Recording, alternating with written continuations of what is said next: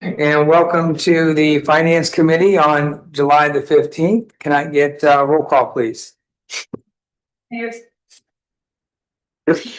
St. John, I'm here. Mr. Capel, Here. Mrs. Cooper, Mrs. Crawford, Mr. Gose, Here. Mr. Grumney, Here. Mr. Long. Here. 5 present, we have quorum. Okay, thank you very much. We'll go jump right into new and unfinished business, and we're going to start with employee handbook revisions. Oh, yeah, that would be also good. We'll go ahead and approval of the minutes from the June 17th meeting. Can I get a motion? I'll make that motion. Motion by Mr. Capel I'll second. and a second by Mr. Ghost. Discussion? Roll call, please. Mr. Capel, Yes. Mr. Gose, Yes. Mayor St. John, Yes. Mr. Grumney, Yes. and Mr. Long. Yes. Okay, now we'll jump into new and unfinished business, and I'll turn it to Ms. Stephan for the employee handbook. Thank you, Mr. Okay, Grumney. yeah. Yes, we have an employee handbook revision to present to Finance Committee this evening. I'd like to show you what it looks like. It is in your packet, beginning on page 4 and going through page 20 or 30, excuse me, 39 of your packet. We also have a little presentation that Mindy is going to be pulling up here that's going to show what changes were made and why some of the changes were made. And that's what I'm going to go through. I'm not going to go through the handbook itself. It is in your packet, as you can see, for your own review. And if you have questions on that, I'm happy to answer them. But just to go over at a high level, we have a rationale for change. So our current chapter 139 is what we call our employee handbook. It's chapter 139 because that is the reference to the chapter in the codified ordinances where it resides. It has been a codified ordinance ever since we've had this handbook. And over time, modifications to the handbook have been done. They have not been very streamlined. They've been very haphazard, and the organization of the handbook right now is not very succinct. There are spacing and numbering issues throughout the handbook. And also, in order to modify anything within the handbook, an act of council would be required to do so since it is an ordinance. The other way to have an employee handbook would be to not have it codified, but have a separate standalone handbook on its own, an employment provision, or what we're going to call the employee handbook. The majority of municipalities do operate this way. It is not very common for municipalities to have a codified ordinance and have their handbook in that ordinance. It is a matter of preference, and there are less barriers or fewer barriers to modify that employee handbook if it is not a codified ordinance. Next, okay, you got it. So some of the sections that we've updated, I just want to show you the list of updates here. Well, let me back up a second. The handbook revision was done with myself and also with a company that we've outsourced with called Strategic HR. And my contact there, her name is Lori Diaz. She and I have been working hand in hand to modify this handbook and to get it in the format that it is that you currently see in draft form. It was missing various policies. As you can see, we've added several things such as immigration law compliance, confidential city information. There's an artificial intelligence section, other sections that should be a part of our handbook that we hadn't had incorporated up to this point. So those have all been added. And then the very last slide I have, some of the sections in the handbook did have some significant, nothing was very significant, but some of them were more significant than others. So I'd like to go through some of those.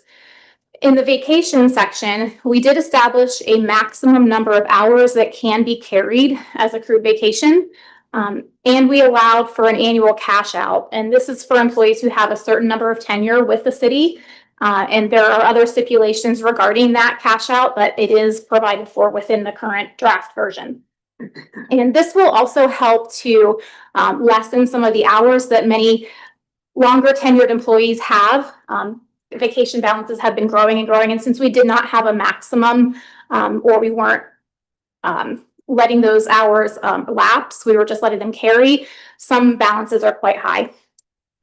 So this will hopefully remove that. Is there a maximum amount for the cash out? Or is Yes. it, okay, Mhm. sorry. Yeah, Yeah. the other thing I was going to add, so the vacation accrual as proposed in the handbook matches what was negotiated with the FOP contract last year. So maximum of 300 hours. If you take 80 hours of leave in a given year, and you've got more than 5 years of service, you can get paid out 80 hours. To 80. So that's the max there. Gotcha. So that does give a little financial benefit to some longer tenured employees, as well as keeping that high growing balance to be reduced and maintained at a lower level. Compensatory time, this has been specified in the draft to max out at 100 hours to be earned and used annually. So previously this was not we had a max at a much lower amount. This 100 hours does match the FOP agreement. And finally, for the cell phone allowance, we did not have a cell phone allowance in our employee handbook previously.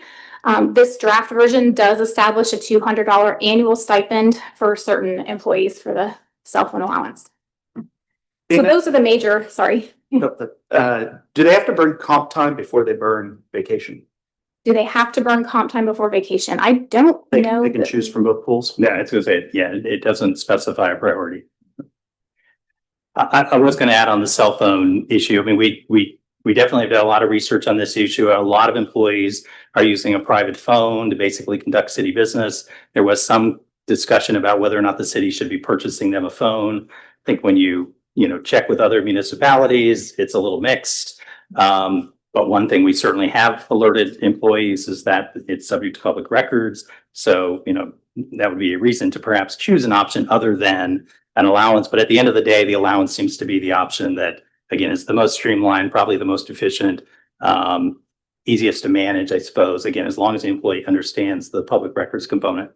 The other side of that, it says it is for certain employees. So all the department heads, the police sergeants, and then it allows a provision for the on-call employees. So like the service department and the wastewater team get called in, and they get called in on their private phone. So if we use that, which I suspect we will, they'll be eligible for the allowance as well. So and they're using it throughout the day to communicate with each other too. Sure. So that's another use. Yep. So two things. So using their own cell phone, two things come to mind. One is, do they have access to the different city apps or city information? Is there security on those phones to regulate? Yeah. And then the second question is, those phones are discoverable. So is staff aware that any city Yeah. visit conducted? Okay. The answer to the second part is yes. The first question is a good one, and I don't know the answer. That we need to.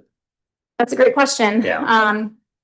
I know that certain applications do require MFA to get into on a mobile device, but I don't think that all of our applications that we have that are available on our phones do require that. Because if they go into, say, Wi-Fi that's in unsecured Wi-Fi, that sort of thing, that can be a problem. So, at work, we have different security measures you have to log in through specifically to help block those types of attempts and things like that. So just curious on that. So, yeah, something for us to talk to with Yeah. our cybersecurity Yeah. consultant.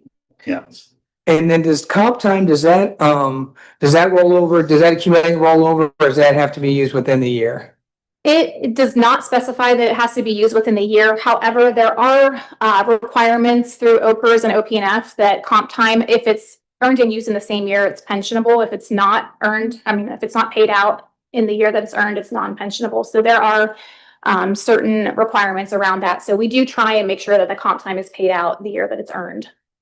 Last question. And can you cash out comp time? Like, so let's say if you go to retire or if you're leaving, can you cash out comp time? And if there's no cap on that, is there a cap on what you can cash out? So comp time is technically earned at the overtime rate. So it would be subject to cash out because it is the property of the employee who earned that.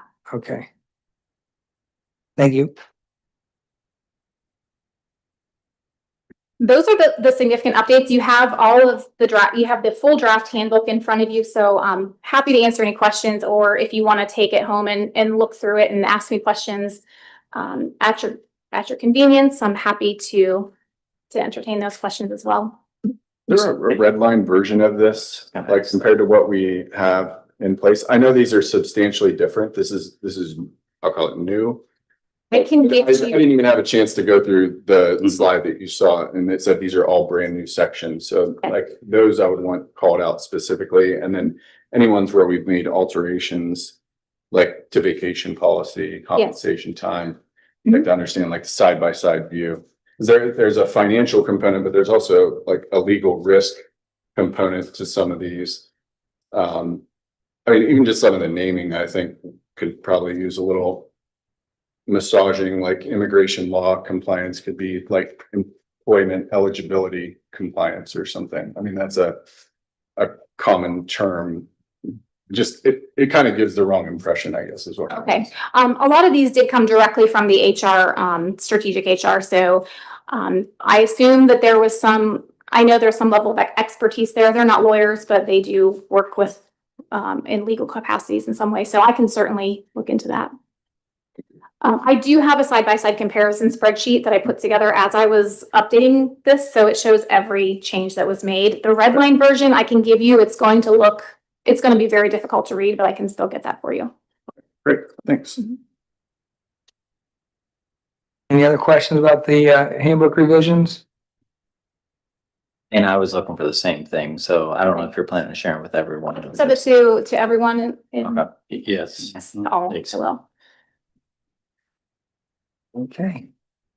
All right, if there's no other questions, I think we can move on to, unless there's anything else to add, Ms. Devon, we're good to go to the zoning fee schedule When's updates. the goal to adopt this or to, when are you looking for action from Great council? question. It is on the agenda for next council meeting, which will be the beginning of August. I think on the draft version of the handbook, we have a effective date July 1st, 26. So that would be, that's subject to change. We could change that. But if council was willing to make it retroactive to July 1st, 26, then that would be fine with us.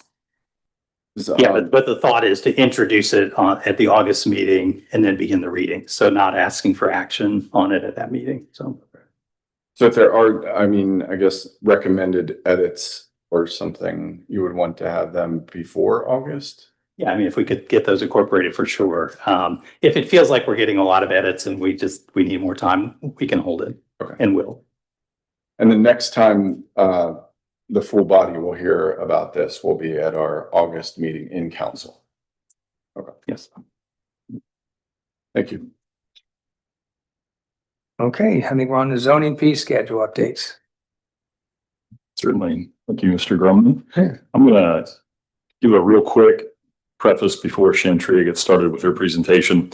So tonight you have a fee schedule amendment, and really what I wanted to kind of level set is it's 4 separate components that are connected.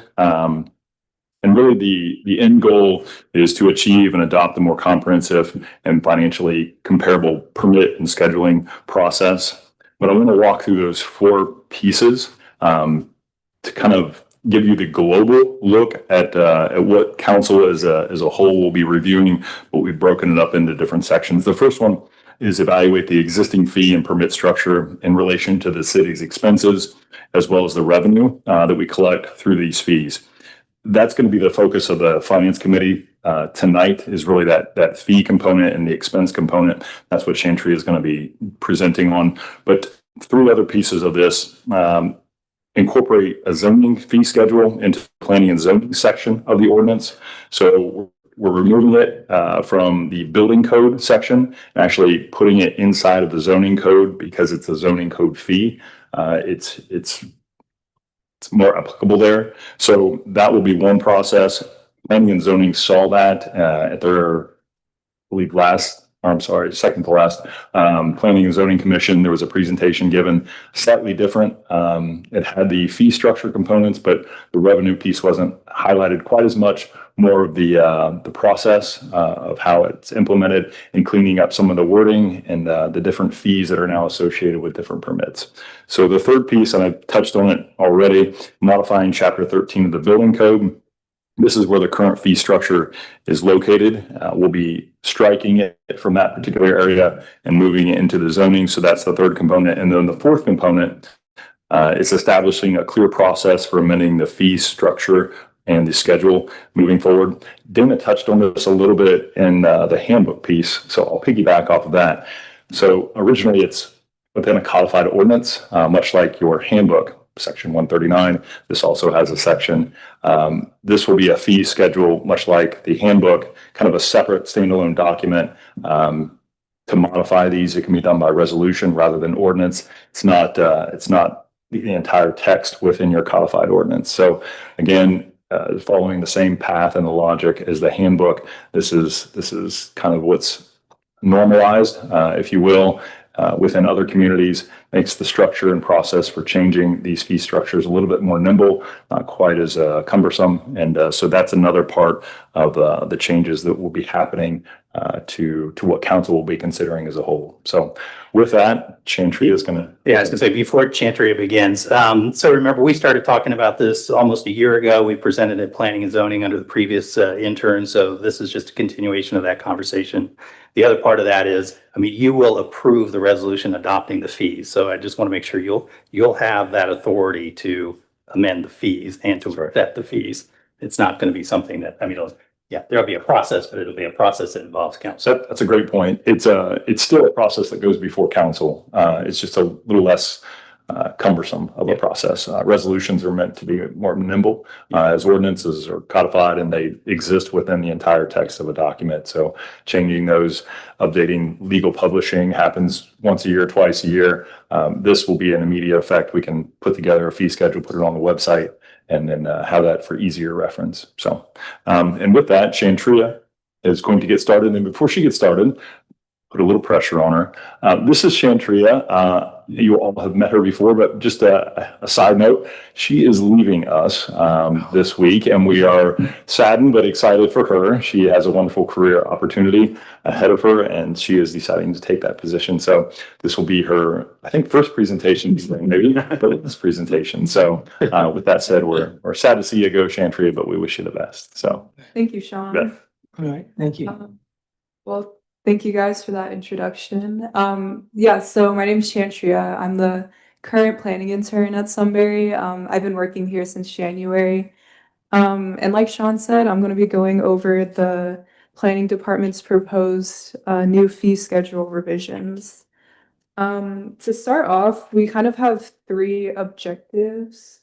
The first is to develop an updated zoning fee structure. Second, we want to create a more streamlined, flexible, and user-friendly fee schedule for our staff and residents. And third, we hope to utilize the additional revenue from collecting these fees to support the hiring of an additional staff member to who will be in charge of handling the permits, so like a permit specialist.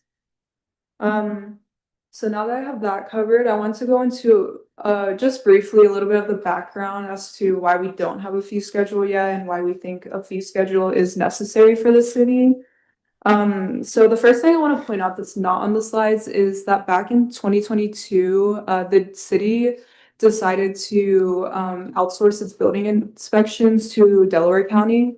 And so the thought there was that the county would be handling all the permits and that we wouldn't need to charge any at the city level. However, we realized that's not the case, as it's still the city who is reviewing the initial application and issuing the permit. So with that, last summer, our former planning intern, Alexia Gerber, under the guidance and supervision of the planning department, conducted some research related to the state of Sunbury's current zoning permitting process. To do this, she reviewed Sunbury's past permit records, researched neighboring municipalities' permit structures, and compared them to Sunbury's. And then she also assessed the best approach for Sunbury and developed potential fee ranges based on what she found. So if you want to go to the next slide.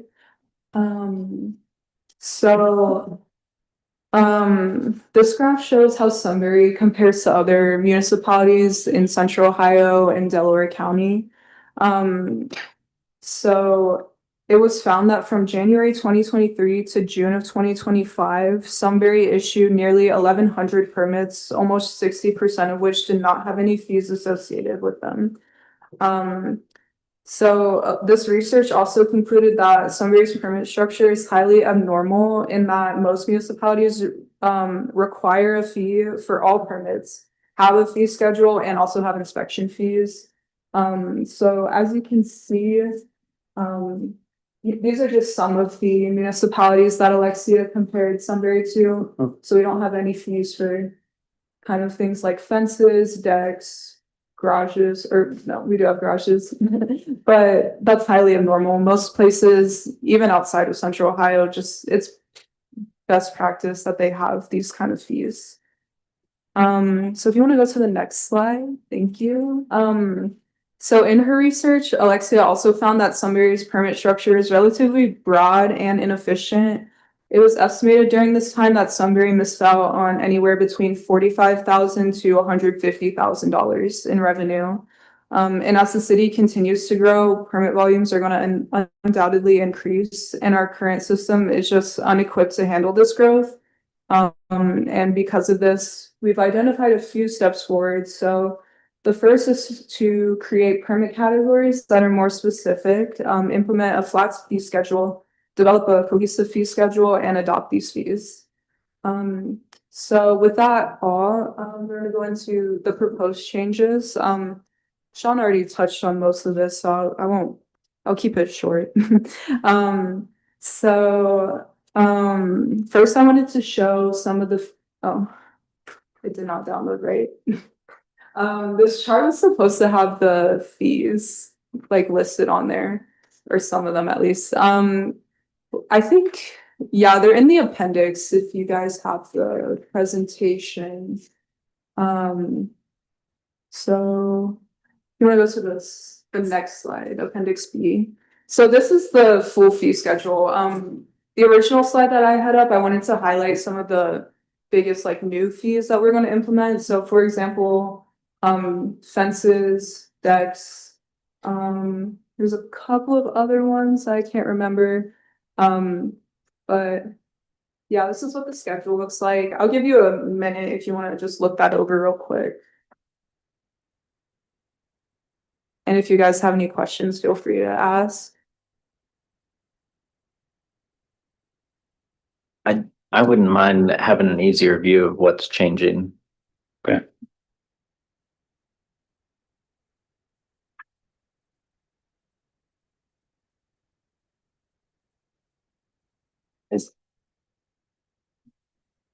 Is that one slide listing the only things that are changing? Sorry, what was that? That slide before this one, The proposed fee schedule, page 50 of our packet, but when you say new fees, it looks like we did charge a fence fee of $25. It looks like it's 100. I guess I'm trying to understand. At least that's what I see here. Fences, $25. We brought in $3,600 in 2024. What slide are you What looking? page is that? He's on Appendix A. I'm on Appendix A, sorry. So I'm just trying to understand what the actual changes are. if you mind going back to that, just one slide before this. So let's see. So this is, okay. So last year, Alexia, she proposed a few different like fee ranges. So she did like low fees, mid fees, high fees. These are not actual fees that we were charging. Oh, Yeah, sorry, I guess I could have explained that, my bad. So yeah, these were her proposed fees, and these are like how much we could have potentially made if we were charging those fees. I see. If that makes sense. So that's where that number I said earlier comes from, where we lost 45 to 150,000. That's where on that. She used pretty conservative numbers there too, looks like. Yeah. All right, so sorry. So about that. maybe another way to answer this is go back to the findings, if you could. That's a couple of pages back. That's keep going. Yeah, so One more. Yeah, so across the top there where you have no number for Sunbury. Yeah, that's right. So those currently have no fee, right, at the moment? Correct. Yes. So, We had no fees for decks. That's correct. no. But we can do that. We'll get you a crosswalk that's easier to see kind of what the current fee is, not sort of what the proposed options would be, but what the current fee is and what the proposed number is. Yeah. The top is supposed to show like kind of how the current, it's just that most permits don't have a fee, so it's usually zero. Well, that might answer my question. If it's just a matter of 4 of them that actually served a fee, then everything else you're proposing to charge a fee and we previously didn't. Mhm. Is that the right way to think of this? Possibly. I think what we could do, and it would be a pretty simple task, is the appendix B at the very end. Yeah. We'll just do a comparison. We'll have current proposed and then one that establishes or shows what our current fees are. And then there has been some new permits in there as well. So in the current, we'll remove those. We'll just have a side-by-side comparison. It'll look almost exactly like that, but just That'd be great. Thank you. Question, so like a deck, is the county's doing the inspection on the deck, is that right? Okay, ends. Who's paying them to do that? The county. Yes. So the homeowner or the applicant, rephrase that. In the long way, the homeowner would, but the applicant, whoever submitting the application would pay the fee to the county. It says $0 there, so are they paying the county directly? Is that what you're saying? Yes. Okay. So did they apply directly with the county or the city?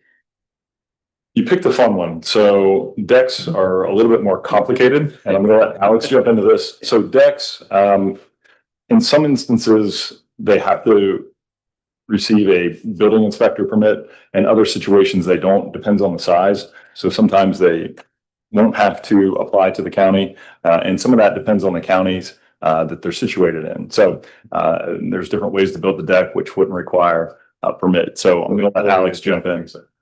Yeah, so what the city is looking at is the zoning of it. So if somebody applies for a deck, we're verifying setbacks, we're verifying height, verifying materials, everything per our zoning code. Once they get the zoning certificate, they take that to the county, and the county's gonna review the engineering, the building of it, and come out and do the inspections for it. So we're double checking to make sure it fits in our code zoning wise, and the county's making sure safety wise it's fine as well. So the county won't double check our setbacks.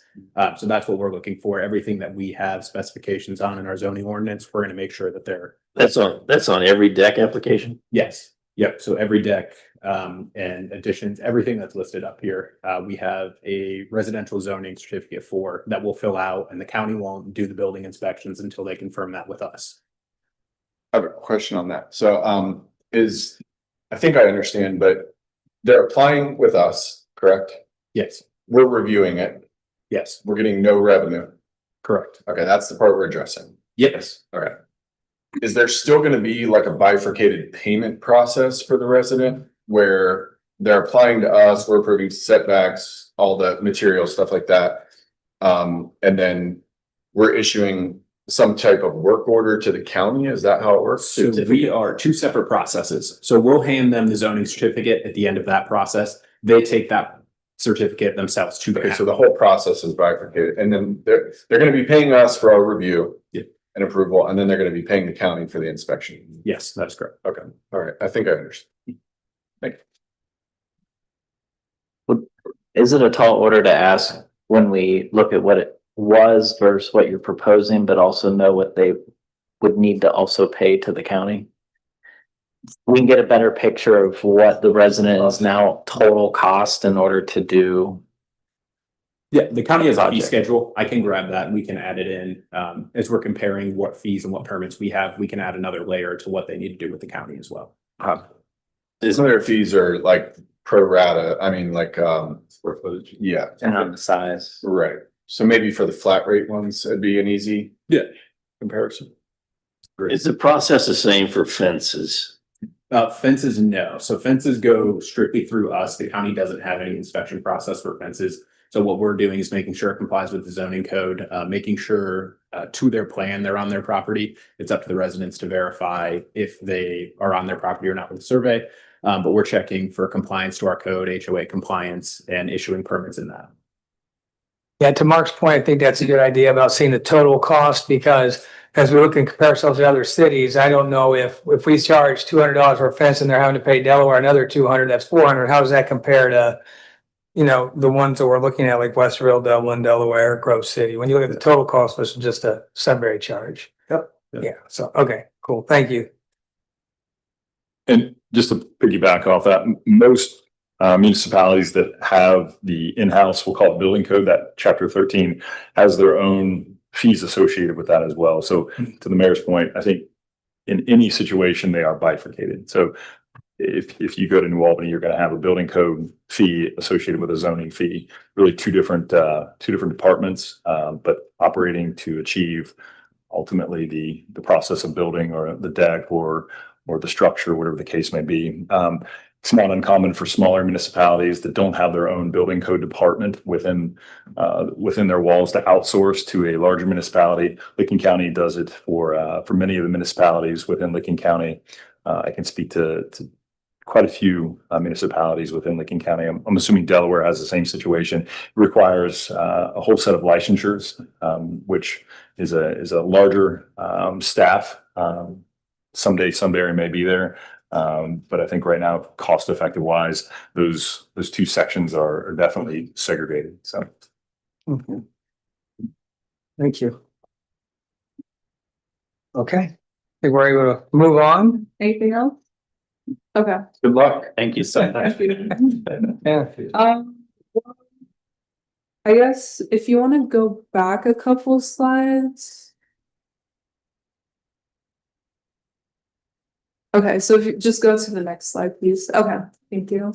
So yeah, besides the fee schedule itself, the second biggest change is just, like Sean said, removing all the zoning related items from the codified ordinance to the zoning ordinance. So let's see. So these the zoning ordinance will be changed to incorporate the new fee schedule and then maybe also provide some more clarity on some things such as who has the permit oversight and so on, which is not previously in the code. If you would like to see the exact wording of the code, we can also provide like a red line version. And then I believe it'll also be provided when we present this at council too. And then the final change that will need to be made is also to integrate the new fee schedule into OpenGov. So this is like our online permitting portal. So I already went ahead and did this in OpenGov, which is what this picture shows right here.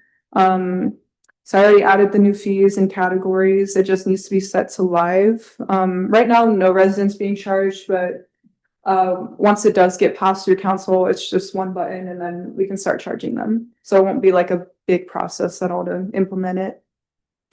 And then next slide, please.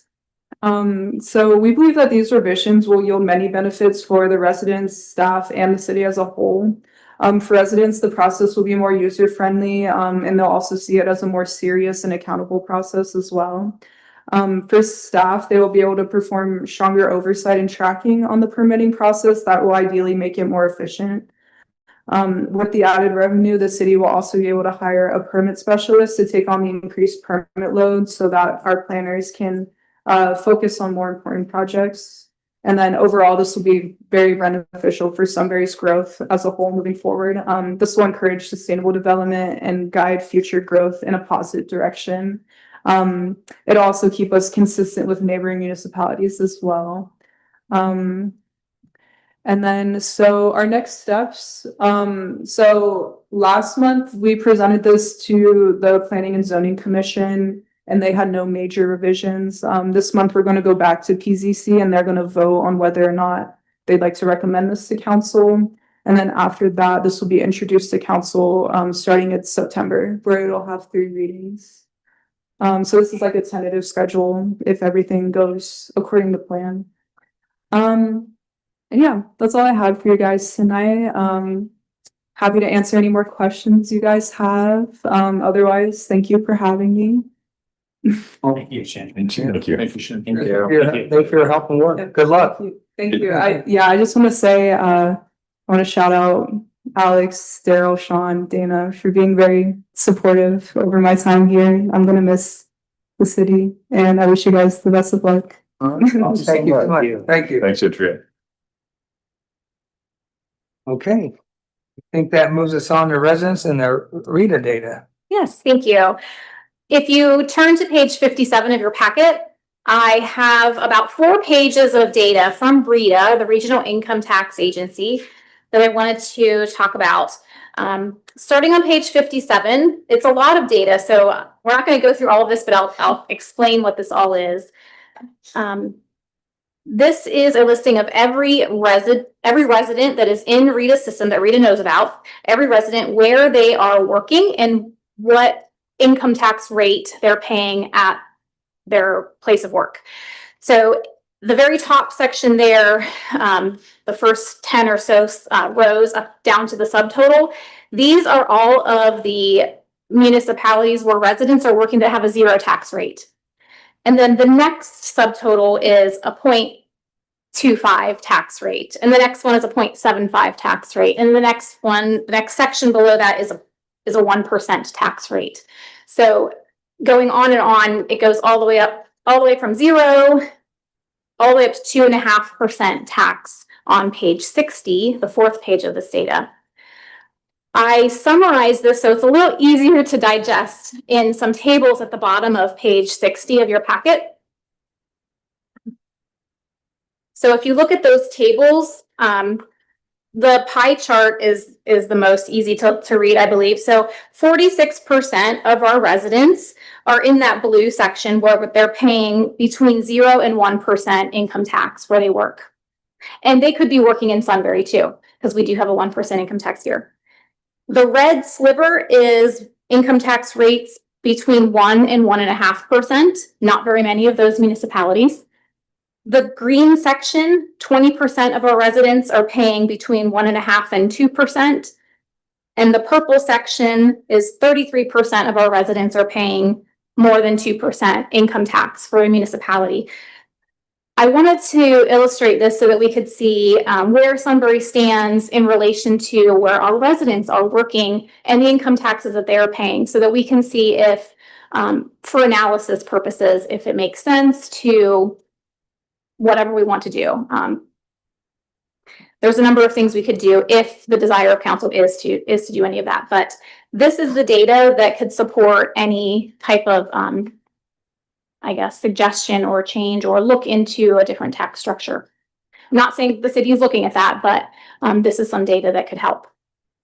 Any questions on that? I was going to say, John, I think you asked this question earlier in the year, kind of like where are Sunbury residents paying income tax? How many are just Sunbury? How many are Sunbury someplace else, and what have you? So I think this is an attempt to at least get at that answer a little bit.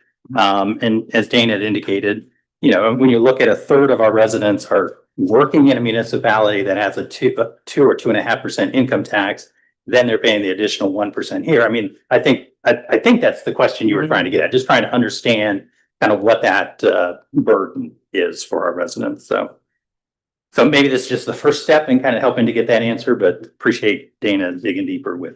So thank you, Dale. Thank you, Dan. So I apologize for the confusion, but what's the long-term objective with this information? Then are you stating that we may look at what we're changing? No. Okay. No. Or any agenda. So this is informational? This is, yes, Only. it's meant to be informational. Okay, That's gotcha. All right, thank you. All right, any other questions? Or were you done, Ms. Stefan, on that? Yes, Sorry, that's all I okay. had. If there are any Okay. questions. All right, then I think with no questions, we're ready to move into our usual stuff here. The same old things, yes. Starting on page 61 of your packet, we have the revenue report. And at this time of the year, we are halfway through, so we have 50% comparison to look at. Revenues are all coming in very strongly. Income tax is sitting right at 50%. As I mentioned at the last committee meeting, collections are on track. May fall short, but we did budget a 7% increase over the prior year. So we are tracking right along with that right now. We did have in building permits in halfway down the page on page 61, we've got 125,000 collected, which is 140% of our budget. Majority of that is due to some large project payments coming in for building permits, such as Kittner, Crossing Residential, Woodland Lake sub-area, various projects. Also in the stormwater fee, we've collected 145,000 of 180. So that's 81% collected. Again, due to these developments that we're bringing in money for to help pay for the development themselves. Interest income is showing at 59% collected, so we do expect to blow past that budget before the end of the year. I'll talk about electric charging stations since we did discuss that a little bit at length last time. It's at the very bottom of page 61, the revenues at least. We expect to collect, I'm gonna guess about $8,000 a year, or stuff between $7,000 and $8,000 this year, just based on what we've collected for the past, for the first 6 months.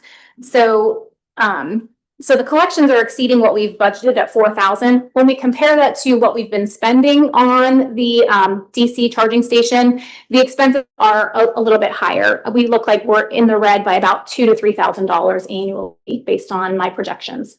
So I wanted to let council know that that's the calculation that I came up with roughly on that. So I'm happy to do some more investigation if you want, but we are We have looking the at ability to raise the rate. the raising of the rates of electricity. I think it just raises with the fluctuations. I'm sorry, maybe I don't understand your question. Yeah, I'm just trying to make sure that I understand our options. Like typically we don't invest in assets that are upside down. So, I don't know. I think it's just a value proposition. Like we're subsidizing it. I want to make sure people know that. That's what we're saying. We got it on a grant, but basically we're upside down because of the licensing fees and things like that. Yes. And there's no way to recoup the cost of what you're telling me. There's no way Well, to increase the rate. I was gonna say, let us look into that. I mean, I wonder if there's a way to add, I don't know if it's a surcharge or whatever the case might be in order to kind of, net this out. Yeah, we We'll can look look at into that. When we talked about this last month, we talked about the software too being a major cost. Okay. And do we know if, in the future, electric cars are going to become more and more common? Would we potentially have to pay for software for each individual charging station? Or does that spread out across any that we might expand to in the future? That's a great question. I don't know the answer. The software that we pay does cover the however many chargers we have over at the old church parking lot. I haven't been over there. How many? Are there 3 of them? One unit. Oh, just There one? might be 2 chargers on it. I'm not It's just sure. one station. I don't know how many chargers. Right. Like, for the one station, we pay one fee for the software. Do we need the software? Software is required? I believe so, but that's a great question. I'll ask. Cause I saw the fee was high, but I didn't really understand what we're actually getting out of the software. I don't know either. I think what Dean was asking is like, is it a per unit licensing Yes, fee yeah. or is it like some enterprise fee where if we get a second one, somehow, Yeah. I don't know, it spreads the cost across the 2 and then we can charge more cars and maybe we're not losing as much. Yep. I will do some investigation and get some answers. All right, continuing with the revenue report, there isn't a whole lot. So in the interest of time, I think I will just go ahead and skip to the expenses unless there are any questions on revenues.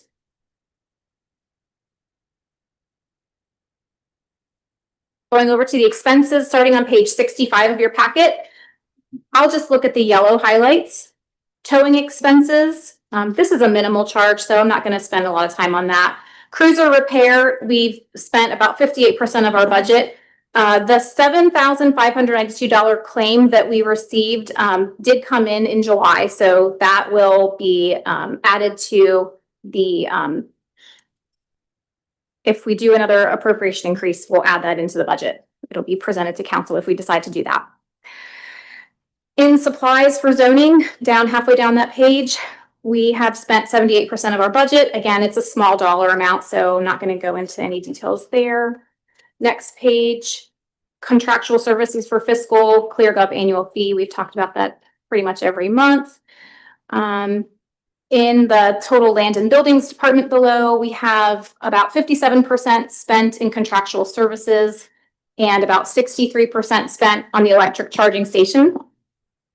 In the next section below, for the governmental departments, we have spent about 85% of budget and 20% of budget on those lines. Those are just semi-annual expenses for the county auditor.